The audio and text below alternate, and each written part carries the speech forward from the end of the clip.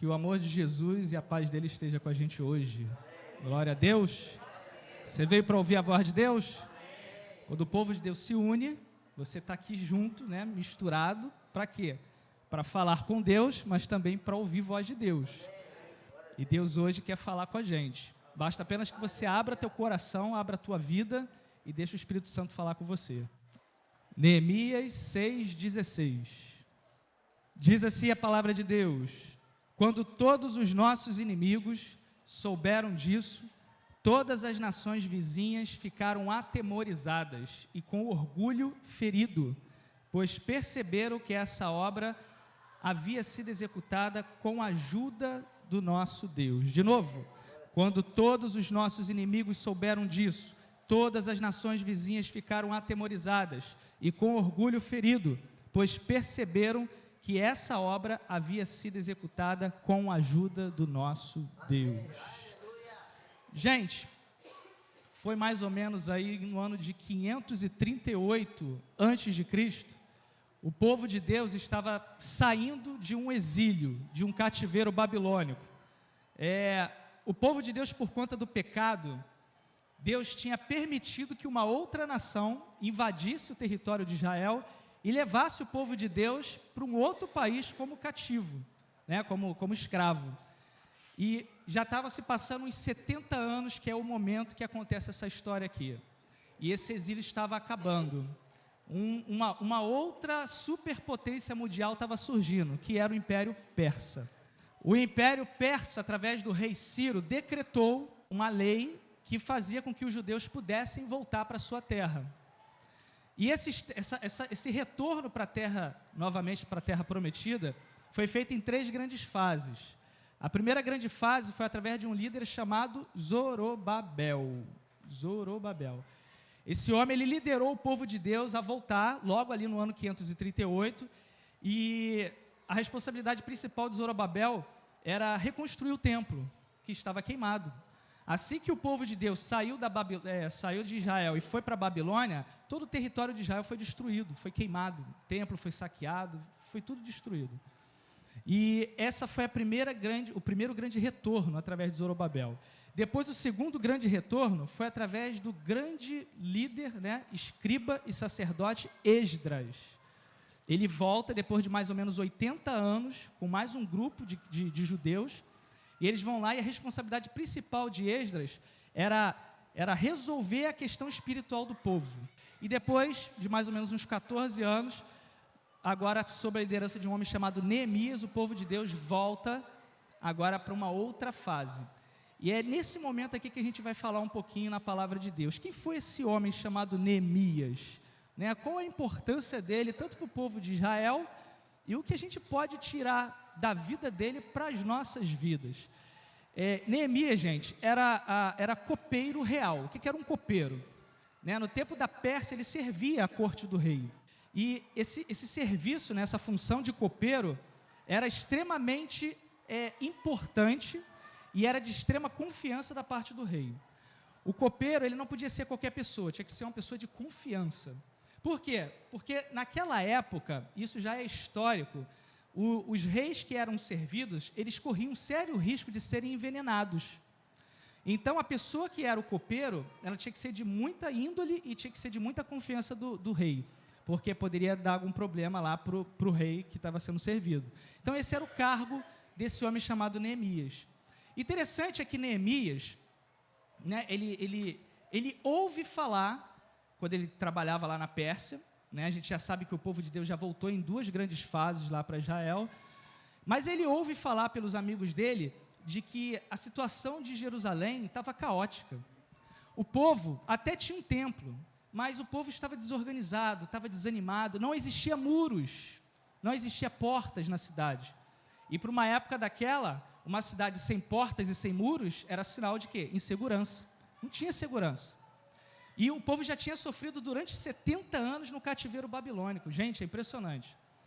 Deus, ele permite às vezes lutas, Deus às vezes permite situações porque a gente não ouve Deus. Porque na época da Babilônia, quando ela estava cercando Jerusalém, Deus tinha mandado por várias vezes os profetas alertar o povo de Deus. Deus falava assim, olha, não se prostitui com outros deuses. O povo ia lá e se misturava com outros deuses. Deus falava uma coisa, o povo fazia outra. E Deus foi mandando várias pessoas para alertar, vários profetas, até que em determinado momento, como a escolha do homem, Deus permite que o cativeiro chegue. Era uma forma que Deus permitiu para que o homem, que o povo de Deus se consertasse. É interessante que isso já tinha sido avisado lá na época de Moisés, lá na época de Josué. Lembra que eles fizeram um pacto lá, depois que saíram do deserto, que Deus, a aliança que Deus ele fez com Josué, e Josué fez com que o povo falasse com a sua própria boca, falou assim, não, a gente vai guardar os mandamentos, a gente vai não se misturar com determinadas coisas, vamos nos guardar. E se caso nós não fizermos isso, nós perderemos a nossa terra. Eles assinaram esse contrato espiritualmente falando. E agora, depois de centenas de anos, o preço foi pago. Neemias ficou extremamente triste quando ele ouviu falar da situação de Jerusalém. E ele colocou no coração dele o desejo, ele colocou no coração dele o desejo de fazer alguma coisa. Poxa, preciso fazer alguma coisa pelo meu povo. É interessante aí que Neemias, ele tem um espírito patriota. Quando a gente lembra daquele 11 de setembro, eu lembro que muita coisa se falou na internet, colocaram charges na internet, fizeram propaganda, falaram um monte de coisa. E eu lembro que teve uma época que começaram a colocar figuras do avião sendo direcionado para Brasília. As pessoas indicando o caminho para o Bin Laden, para Brasília. Quer destruir, destrói Brasília. É a cultura do povo. O povo de Israel, ele é extremamente patriota. Você olha as músicas, aquela música Lamento de Israel, do Sérgio Lopes, aquela música Jerusalém Dourada, que o Leonardo Gonçalves gravou em hebraico, enfim, são várias músicas que você sente o saudosismo. Essas músicas são originalmente hebraicas. Esses cantores regravaram, eles são totalmente patriotas, eles gostam da nação deles. Às vezes a gente não gosta do nosso país por coisas que acontecem no nosso país, mas a gente tem que ter garra e determinação para orar pela nossa nação, de buscar a Deus uma mudança para a nossa nação, e ela tem que começar dentro da gente. Uma das lições que eu tiro, por exemplo, da vida de Neemias é essa. Ele é um homem que ele soube da situação de Jerusalém, ele era copeiro real, ele tinha tudo, ele poderia ficar ali aos pés ali do rei da Pérsia, o rei Artaxerxes I, que era o rei do momento, um nome bonito, né?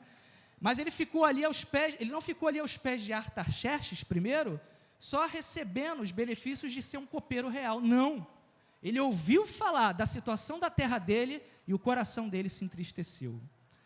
Ele colocou o desejo de ajudar o povo dele de alguma forma, só que ele caiu numa questão, caramba, e agora? Ele sabia que a única pessoa que poderia ajudar ele era o rei. Por quê? Porque ele tinha um cargo de importância, ele exercia uma função de extrema satisfação no império, e ele não podia simplesmente sair. E agora, o que ele iria fazer? Então ele tinha um objetivo, ele tinha um caminho a percorrer, mas ele ainda não sabia o que fazer. Então, de repente, você chegou hoje aqui na igreja, ou você me ouve aí, em qualquer lugar desse mundão, e você às vezes não sabe o que você vai fazer da sua vida. Ou você está vivendo uma situação hoje, que você de repente fala, meu Deus, não sei o que fazer. Como que eu consigo vencer esses obstáculos? De repente é algo que você planeja lá para frente. Deus, como que eu vou vencer esses obstáculos até alcançar aquele objetivo lá na frente? A gente vai ver na vida de Neemias, e vamos aprender alguns princípios e atitudes que Neemias teve para vencer os obstáculos da vida. Neemias, ele tinha um objetivo. Foi difícil? Foi. Pela história você sabe que ele conseguiu, mas não foi fácil. Então a gente vai olhar, vai examinar a vida dele, vai ver as atitudes que ele tomou para ver como que a gente pode fazer para vencer também os obstáculos da vida. Você tem obstáculos para vencer? Eu tenho. Então a gente vai aprender com esse homem como fazer isso. Assim que Neemias ouve falar da situação de Jerusalém, Neemias, como eu falei, ele ficou extremamente chateado e triste. Ficou triste. A primeira atitude que Neemias teve quando soube disso foi orar. Neemias orou. Neemias não orou um dia. Neemias não orou uma semana. Neemias não orou algumas semanas. Neemias orou durante 4 longos meses. Tudo que eu estou falando aqui, você pode examinar no livro de Neemias, que você vai confirmar isso que eu estou falando. Ele orou durante 4 grandes meses. Gente, o que é oração? Qual é a função da oração? Oração é falar com Deus, não é isso? Quando você ora, quando você fala com Deus, você está exercendo o quê? Fé. Fé. Por quê? Porque você está falando com uma pessoa que você não vê quem é, mas você acredita que ela pode te ajudar. Quando você ora, você tira de você toda a autodependência. Você se exime de toda a autoconfiança em si próprio. Por quê? Porque você está orando para alguém que você acredita que é o único que pode te ajudar e que não depende mais de você. A oração, ela começa a exercer esse papel. No momento que você começa a orar, você começa a nascer em você intimidade com Deus. Porque você vai ter intimidade com aquele que você acredita que vai te ajudar. E com essa intimidade, o tempo vai passando, você vai orando, você vai começando a criar sensibilidade. Você começa a compreender quando é e quando não é a vontade de Deus. O problema é que quando nós não oramos, nós não temos percepção. Quando não temos percepção, tomamos atitudes erradas em determinadas circunstâncias. Aí qual é a resposta disso? Frustração. E a gente tem que entender o seguinte, que a oração não é algo imediata. Não é algo que você vai orar e amanhã vai acontecer. Pode acontecer? Pode. Pode ou não pode? Pode. Mas não é uma via de regra. A gente tem que tomar cuidado com isso. O principal, o grande projeto de Deus e o grande interesse de Deus de você colocar o propósito no coração de orar, é você mortificar a tua carne e ficar mais sensível à voz de Deus. O momento certo Deus vai responder, seja qual for. A gente não sabe quando vai ser, mas Deus vai dar a resposta dele. Ele vai dar no momento certo. Na hora que ele achar certo, a oportunidade certa, ele vai falar. Só que no momento o seu papel é orar. E ele ora, Neemias intercede, Neemias ele busca a vontade de Deus. Depois de 4 meses, surge uma situação em que a gente vê aqui um segundo aspecto importante na vida de Neemias. Depois que Neemias ora, um certo dia, ele volta a fazer os trabalhos que ele tinha que fazer lá com o rei. Ele estava servindo o rei. E no momento que ele serviu o rei, aconteceu algo de estranho. Lá no capítulo 2. O rei olha, Artaxerxes olha para Neemias e fala assim, vem cá, Neemias, tem alguma coisa errada. O seu semblante está diferente. E olha, pelo que eu estou vendo, essa angústia aí é coisa do coração. Olha só como que Deus faz as coisas. A oração, ela já começou a mover no mundo espiritual e físico algo para auxiliar o propósito que Neemias tinha colocado no coração. Deus já estava trabalhando no coração daquele rei, para que o rei entendesse a situação de Neemias e assim abrisse uma brecha para ele. Mas Neemias foi tão esperto, ele estava tão sensível à voz de Deus, que esse é o objetivo da oração, é você ficar sensível à voz de Deus, que quando o rei olha para ele e fala assim, Neemias, me conta o seu problema, o que está acontecendo? Na hora, o start lá tocou na mente de Neemias, e Neemias foi lá e começou a falar do momento dele, da situação que ele estava vivendo. Ele soube aproveitar as oportunidades. Você tem algo para conquistar na sua vida? Talvez é algo que você viva hoje e é um obstáculo, está difícil de você alcançar o objetivo final. Busca a presença de Deus, espera Deus dar o aval dele. Depois, fique sensível a ouvir a voz de Deus, a entender o que Deus quer. Quando Deus abrir as oportunidades, agarre-as. Neemias poderia simplesmente falar assim, não é possível que o rei está falando isso. Se ele talvez não estivesse orando como ele estava orando há 4 meses, talvez ele não tivesse percebido aquela oportunidade. E seria uma oportunidade perdida. Quantos de nós perdemos uma oportunidade de um bom namoro, perdemos a oportunidade de um bom emprego, perdemos a oportunidade de uma situação financeira melhor, tudo porque não estávamos sensíveis à voz de Deus, a oportunidade passa e nos deixa vendo navios. A gente fica sofrendo e ficamos presos lá atrás no passado. Eu tive uma oportunidade e eu vacilei. Eu investi numa empresa de petróleo, né? E essa empresa estava dando muitos lucros. Só que eu investi um dinheiro lá para poder comprar uma casa. E no momento que eu investi o valor, deu uma maré ruim na bolsa e eu perdi quase que 70% do valor investido. E fiquei desesperado. Falei, caramba, 70% e tal. E ali naquele estresse, naquele nervosismo, eu precisei de parte daquele dinheiro que sobrou lá para dar entrada numa determinada casa. E eu peguei o dinheiro. Não orei, não conversei com Deus, não fiquei sensível à voz de Deus qual é a consequência? Depois do dia que eu tirei o valor, deu uma alavancada na Bolsa de Valores e as ações daquela empresa subiram mais de 120%. Se eu tivesse deixado o dinheiro lá, não tivesse mexido, eu tinha tido o dobro do que eu tinha e poderia comprar uma casa melhor. Uma oportunidade perdida.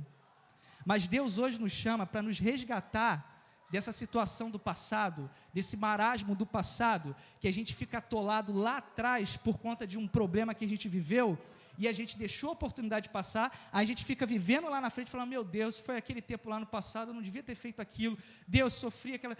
Deus está nos chamando hoje para sair disso. Deus está nos alertando hoje para a gente viver um novo momento. Jesus é o Deus da restauração. Jesus é aquele que muda a história de vida. Um homem ia se suicidar lá nos Estados Unidos. E esse homem estava desesperado porque a vida dele acabou. Ele, não consigo, não vivo, não tem mais. E ele falou, vou ver um pouco de televisão, vou passar aqui alguns canais e depois de tantas horas eu vou me matar. E ele ligou lá a televisão dele e ficou passando os canais de madrugada. Ficou passando. Até que ele foi e parou num programa cristão do Billy Graham, grande evangelista americano mundial. E o programa ele falava de salvação e falava de Jesus, a segunda oportunidade, falou só não tire sua vida, Deus te ama, Jesus te ama. Em poucos minutos ele vendo aquele programa, a lágrima estava descendo no olho dele. A faca que ele ia se matar estava no cantinho da parede, e ele estava ligando já para as pessoas daquele ministério pedindo ajuda. Aquele homem depois foi trabalhado a vida dele, Deus usou de pessoas para discipular, se tornou um grande homem de Deus e pregador americano. Jesus é a segunda oportunidade. Você talvez fica preso hoje em algo que você deixou passar no passado e você está atolado lá, mas Jesus te chama hoje para novidade, porque Neemias, ele foi um homem que acreditou na novidade de Deus. Ele poderia ter ficado na situação dele da Pérsia lá, se acomodado. Problema de Jerusalém, não estou nem aí. Não, ele se indignou, se entristeceu e quando surgiu a oportunidade, ele deixou Deus atuar através do falar dele.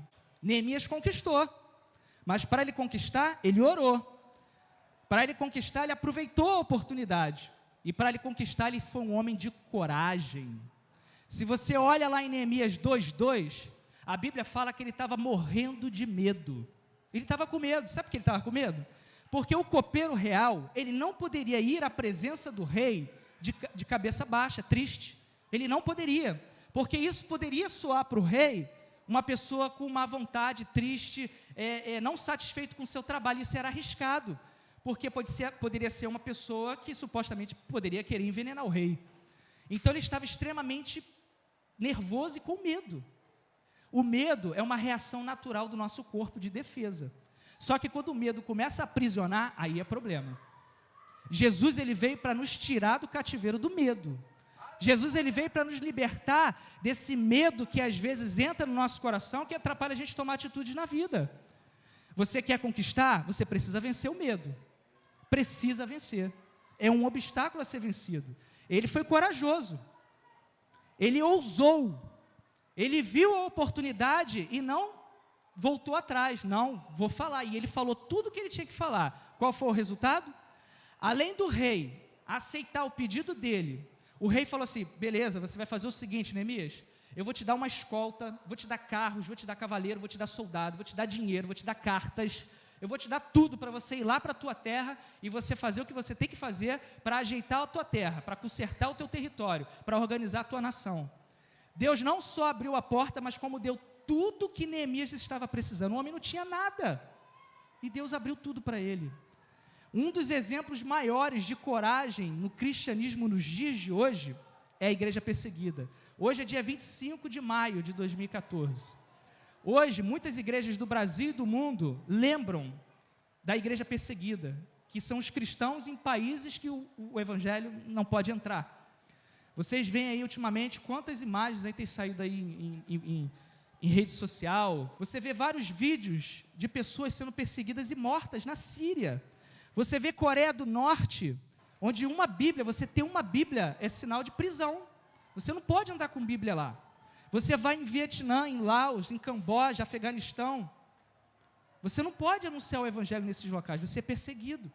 Esses homens, eles dão a vida por amor ao Evangelho.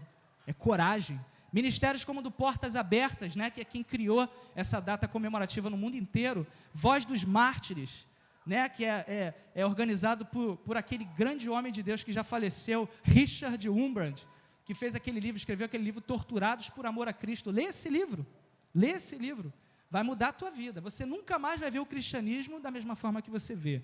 Torturados por Amor a Cristo. E o do irmão André, que é o do Ministério Portas Abertas, que é o contrabandista de Deus. É interessante que lá na época da União Soviética e daqueles países do leste europeu, que era a antiga cortina de ferro, onde existia um bloqueio do inferno para que o evangelho não entrasse, algumas décadas atrás, quando o comunismo ateu imperava nesses locais, eu li uma vez um testemunho, escute, eu li um testemunho e contava que alguns pastores jovens tinham sido presos por causa do evangelho. Eles foram presos. E alguns pastores velhos souberam que esses pastores jovens tinham sido presos por causa do evangelho. E eles foram fazer uma visita a eles. Era decretada a sentença de morte, eles iam morrer. Então esses pastores mais antigos foram lá visitá-los. E quando eles chegaram lá, aí eles começaram a tirar a carteira, aí começaram a tirar os documentos, começaram a tirar a roupa. E os pastores novos, não estou entendendo, o que está acontecendo? Por que você está fazendo isso? Eu disse, não, a gente veio aqui porque a gente vai trocar o lugar com vocês. Vocês são muito novos, vocês têm muito que dar para o evangelho, a gente já deu tudo que tinha que dar, estamos velhos e cansados, viemos aqui para morrer no lugar de vocês. E eles trocaram suas roupas, trocaram seus documentos, esses pastores novos saíram da cadeia, os antigos ficaram e no dia seguinte todos eles foram fuzilados. Sabe o que é isso? Coragem. Sabe o que é isso? Amor, entrega. É assim que grandes homens e mulheres de Deus têm vivido hoje o cristianismo. Deus nos chama hoje, igreja, para sermos corajosos, para sermos ousados, para sermos homens e mulheres de Deus que ousam e sairmos da meninice e se transformarmos em grandes homens e mulheres de Deus. Deus, Ele quer isso, Ele procura. Deus, Ele olha a humanidade assim, Ele olha, deixa eu ver quem pode pagar o preço. Quem pode aqui dar a vida? Quem é aqui que pode fazer o melhor aqui pelo projeto de salvação pela humanidade? Quem é que pode fazer? A gente vê tantas igrejas, a gente vê tantos ministérios ruindo, pessoas saindo de igreja por coisas tão bobas, tão banais, desistindo por situações tão ridículas. A gente vê exemplos na palavra de Deus, um grande homem de coragem, Davi. Gente, Davi, quem era Davi? Um moço ruivo, novo, devia ser um adolescente de 14, 15 anos, um homem jovem. Quando ele enfrentou Golias, o grande gigante Golias, quando todos fugiam de Golias, como que Davi se direcionava para Golias? Olha, o grande gigante Golias, não, aquele filisteu maldito, aquele incircunciso. Ele nunca chamava Golias da característica que trazia medo. Você já reparou isso? Olha lá em Samuel, ele nunca chamava Golias de gigante, porque ele não via o gigante. Ele via que Deus era vencedor e venceria o gigante. Tanto que quando ele foi enfrentar Golias, ele falou, você pode vir com espada, com escudo, eu venho em você em nome do Senhor dos Exércitos. Homem de coragem. Deus procura essas pessoas hoje aqui. Você é um homem, uma mulher de coragem? Então assuma essa posição. Fala, Deus, me faça um homem, uma mulher de coragem. Me faça um homem, uma mulher que faz a diferença nesses dias. Neemias já tinha tudo que o rei tinha falado para ele que daria a ele. Ele estava lá com todo o aparato. Ele vai agora para o momento crucial do objetivo dele. Ele já tinha orado, ele já tinha descansado em Deus, já tinha aproveitado a oportunidade quando Deus deu, ele já tinha tido a atitude de coragem, agora ele precisa ir. E ele vai para a terra dele. Foi fácil? Não. Quem disse que seria fácil? Quando você tem um projeto na vida, quando você tem um objetivo, não é fácil, é complicado. Ser crente não é fácil, é complicado. Neemias, ele chega na terra dele, ele vai enfrentar alguns desafios. Primeiro desafio, um povo abatido e desanimado. E vai enfrentar também pessoas que estão assentadas dentro do território de Israel, que não são judeus, que eram contra a reconstrução. Ele vai enfrentar esses dois tipos de pessoa. Quando Neemias chegou em seu país, ele precisou administrar as suas crises e as circunstâncias da vida. Talvez você viva uma situação hoje em que você está querendo jogar tudo para o alto. Talvez a sua família, nós estamos no mês de maio, é o mês da família, talvez você fale assim, é mais fácil eu abandonar. É mais fácil chutar o pau da barraca, jogar tudo para o alto e desistir. Porque hoje em dia aí, a mídia, o mundo aí fora, diz que você casa, não deu certo, você separa. Tem pessoas que casam, na lua de mel já está separando, não dura nem 7 dias. As pessoas não tratam, não lutam pelas suas famílias. Será que você tem desistido muito fácil? Ou será que você tem enfrentado, colocado Deus em primeiro lugar e continuado? Você talvez queira ser um grande homem e mulher lá na frente. Ou você esteja vivendo alguma coisa no momento agora que você já está meio que tombando a desistir. Não desista. Não desista. Porque se Neemias tivesse voltado para Jerusalém, depois de ter tido toda essa ajuda, contribuição de Deus e daquele homem, se ele tivesse voltado para a terra dele, visto a situação caótica do povo, o desânimo daquele povo, tivesse colocado a mochilinha dele das costas e falado, não quero mais não, eu vou embora, eu vou desistir, para quê? Eu estou aqui, me esforcei, quase morri, estou aqui, agora o povo não quer nada. Ele poderia ter desistido, mas ele não desistiu, ele foi inteligente. Ele foi inteligente. Administre a sua crise com inteligência. Sabe o que ele fez assim que ele chegou em Jerusalém? Assim que ele chegou em Jerusalém, ele falou, caramba, e agora? Eu tenho que convencer esse povo. Como que eu vou fazer essas obras aqui, reconstruir esses muros? Neemias sai de madrugada. Ele sai de madrugada e ele começa a olhar os muros. Ele olha os portões, começa a fazer uma investigação lá. Depois ele chama alguns líderes. Ele olha e como um grande líder, ele sabe motivar os seus liderados de uma forma correta. Como a gente vê motivação de líderes de forma incorreta nas igrejas? A gente vê tantos pastores, tantos líderes, massacrando ovelhas para poder fazer o que eles querem. Isso é um pecado terrível. É uma doença que tem nas igrejas cristãs hoje em dia, chamada abuso espiritual. Talvez você nunca tenha ouvido falar da expressão, mas existe, abuso espiritual. É quando uma pessoa que é detentora da autoridade, né, um líder, um pastor, e ele exerce uma função de opressão em cima dos seus liderados. Os pastores e os líderes, eles precisam saber até onde eles podem ir. Pastor, por mais que trabalhe como em alguns aspectos, não é psicólogo. Pastor ou líder, por mais que às vezes exerçam um papel semelhante, não é sexólogo. Pastor não pode dominar a sua família. Líder não exerce o papel de educação que você tem que dar para os seus filhos. O pastor não faz isso. Não é papel do pastor. Não existe a expressão bíblica pastor. Existe pastor que apacenta. Há muitos anos atrás, eu ouvi uma vez uma situação em que uma pessoa, ela falou assim, eu não aceito, a minha filha é muito desobediente. Que igreja é essa que ela frequenta?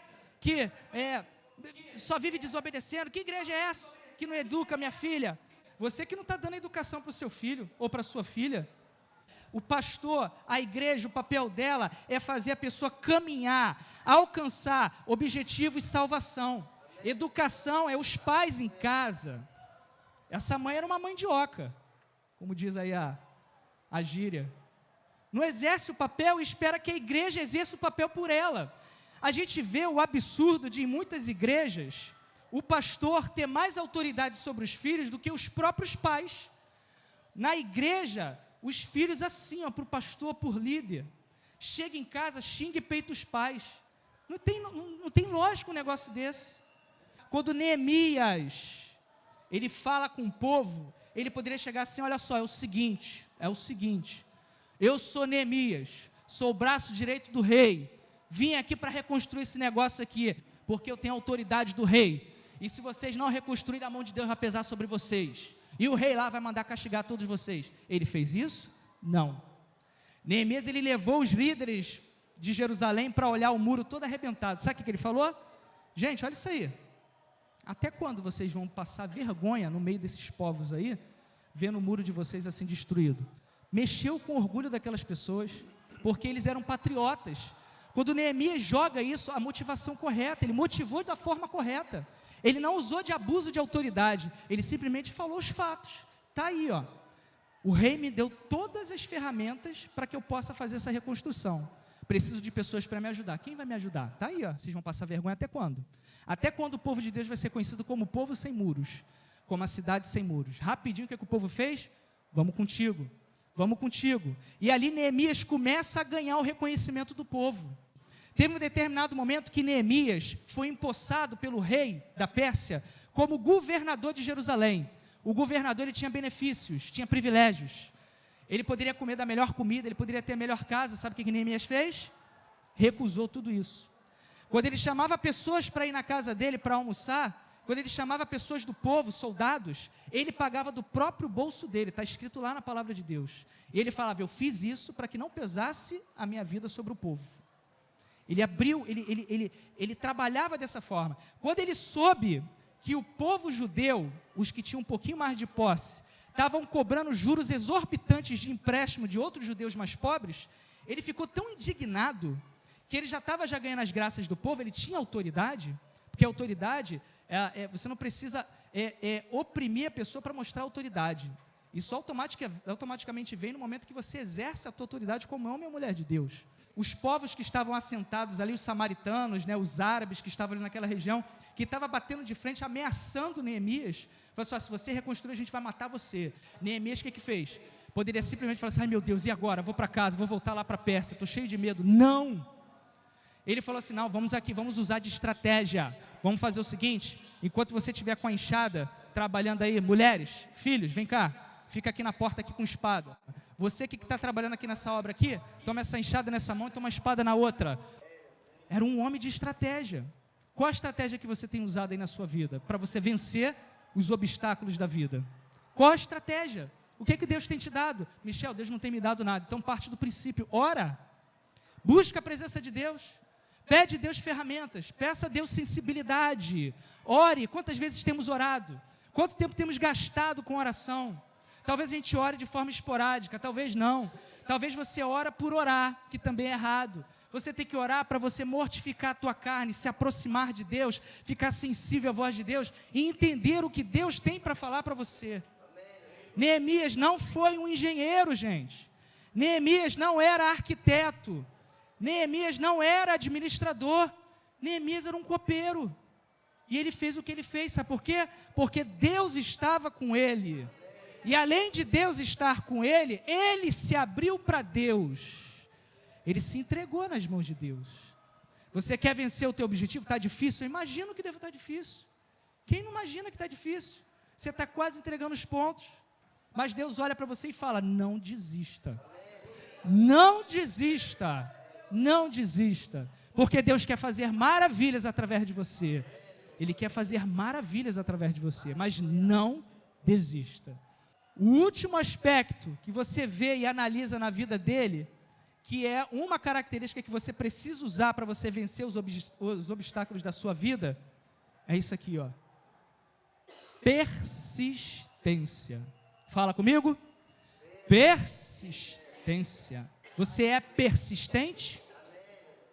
Quando você lê na palavra de Deus, lá no capítulo 6, versículo 9 de Neemias, Neemias é afrontado várias vezes pelos inimigos que estavam naquela terra, para que a obra parasse, para que a obra estagnasse, para que ela não continuasse. No capítulo 6, no versículo 9, ele fala assim, Senhor, fortalece as minhas mãos. No momento que ele estava na angústia, sem saber o que ele fazia, sabe o que ele fez? Senhor, fortalece as minhas mãos. Ele confiava em Deus em todos os momentos da vida dele. Sabe qual era a essência? Sabe qual era o combustível da persistência de Neemias? Era essa confiança que ele tinha em Deus. Ele confiava de tal maneira em Deus, que independente do que acontecia, ele sempre, Deus, o Senhor está no propósito. Deus, o Senhor é Senhor, o Senhor sabe de todas as coisas. Quando os caras afrontavam ele, Senhor, fortalece as minhas mãos. Quando você olha aqui, ó, por exemplo, no capítulo 2, quando os homens se levantam e falam assim, o que vocês estão fazendo? Vocês estão rebelando contra o rei? Estão fazendo essas obras aí sem o rei saber? Tipo afrontando, tentando desanimar. Neemias levanta a sua voz com medo? Não. Eu lhe respondi, segundo Neemias, o Deus dos céus fará que sejamos bem-sucedidos. O que esses frágeis judeus estão fazendo Será que eles vão restaurar o seu muro? Será que vão oferecer sacrifícios? Irão terminar a obra num só dia? Será que vão conseguir ressuscitar pedras de construção daquele monte de entulho de pedra queimada? Pois que construam, basta que uma raposa suba lá para que o muro de pedras desabe. Isso eram as afrontas diárias que Neemias recebia. Sabe o que Neemias responde? Ouve-nos, ó Deus, pois estamos sendo desprezados. Senhor, fortalece as minhas mãos. Gente, escreve uma coisa aí e não esquece. Se o inimigo não puder apelar para a apatia, para te parar, ele vai usar de intimidação. Foi o que esse povo aqui fez. Essas pessoas que não eram judeus. Eles começaram a perceber que a forma deles de abater o povo não estava funcionando. Neemias era intransponível. A fé do cara era muito forte. O que começaram a fazer? Começaram a ameaçar, começaram a intimidar, ameaçando de morte. Neemias sabia que a cidade estava meio que vazia. O que ele fez? Com a inteligência de administrador, sem ser usado por Deus, pega em toda a região de Israel e começa a trazer outras pessoas para que vivessem em Jerusalém, para que aumentasse o número de pessoas, porque não adiantava ter um muro construído, não adiantava ter uma porta bem preparada, bem construída, se não tinha pessoas para guerrear pela cidade. Então ele começou a colocar pessoas, e ali o ajudando, o auxiliando. Ele já tinha caído nas graças do povo, por causa da humildade dele e da forma dele de administrar. Então ele já estava com todo o povo perto dele, próximo dele. E ele confiava em Deus mais do que todas as coisas. Por isso ele resistia. Deus, ele quer a gente hoje, gente. Deus, ele está nos chamando hoje para um recomeço. Deus, ele está chamando a gente hoje para uma transformação. Para a gente sair de um marasmo, para a gente sair de uma situação de inércia, parado, de comodismo, para a gente se movimentar, para a gente fazer diferença, para a gente ser como Neemias foi. Deus já colocou um propósito no teu coração de orar? Amém. Aproveite as oportunidades, tenha coragem, administre a sua crise, seja persistente. Como falta persistência no povo de Deus, como falta. A gente cai muito fácil, a gente desiste muito fácil. Às vezes a gente se esquece das promessas de Deus porque o tempo passou. Gente, o medo que o inimigo traz, é como se fosse um veneno. Mas a nossa fé em Deus é um antídoto. Deus, ele nos dá um antídoto da fé para vencer o medo que o inimigo nos traz. Para você vencer obstáculos, você vai penar, você vai sofrer, você vai ter que ter persistência, você vai ter que pular determinados momentos, circunstâncias que vai doer. O medo vai bater na tua porta, mas tenha fé. Acredite que Deus é contigo. Acredite, porque Deus, ele vai te dar o resultado, Deus vai te dar a salvação. Esse texto que a gente leu da palavra de Deus, se você for lê-lo novamente, olha, quando todos os nossos inimigos souberam disso, quando todas as nações vizinhas ficaram atemorizadas e com orgulho, ferido, pois perceberam que essa obra havia sido executada com a ajuda de Deus. Sabe o que é isso, gente? Quando você vence, a sua vitória não é só sua, é do reino de Deus. O nome de Deus é glorificado através da sua vitória. Quando você vence, você não vence sozinho. O reino de Deus vem com você. Quando Neemias concluiu essa grande obra e envergonhou todos os povos da vizinhança, a Bíblia fala que o nome de Deus foi glorificado, porque todas as pessoas viram que o Senhor estava com Neemias. O mundo aí fora está te observando. O mundo aí fora está vendo a tua família. O mundo aí fora está vendo como você interage com o teu problema. O mundo aí fora vê você no trabalho. O mundo aí fora está vendo como você age com a tua esposa, como você age com o teu esposo. O mundo aí sabe como você namora. O mundo sabe como que você usa o teu dinheiro. O mundo sabe o que você faz nas entrelinhas da tua casa. O mundo sabe o que você faz meia-noite na frente do computador. O próprio diabo também sabe. As pessoas estão te observando.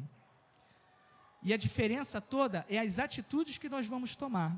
É como nós vamos nos mostrar para esse mundo. É como o mundo vai ver como nós respondemos às situações da vida que a gente passa. Eles estão nos observando. O mundo observa os cristãos. O que vai fazer a diferença na nossa vida, gente, não é exatamente o que a gente aprende dentro da igreja. É o que a gente coloca em prática. Porque a Bíblia fala para a gente não ser só ouvinte, mas precisa ser praticante. A gente precisa ouvir com esse ouvido e agir. A gente precisa colocar em prática tudo aquilo que a gente aprende da palavra de Deus. Hoje, vocês estão aprendendo mais um pouquinho da palavra de Deus. Deus está falando com vocês, assim como falou comigo. Agora, amanhã vai ser o dia a dia. Nós estamos no mês da família.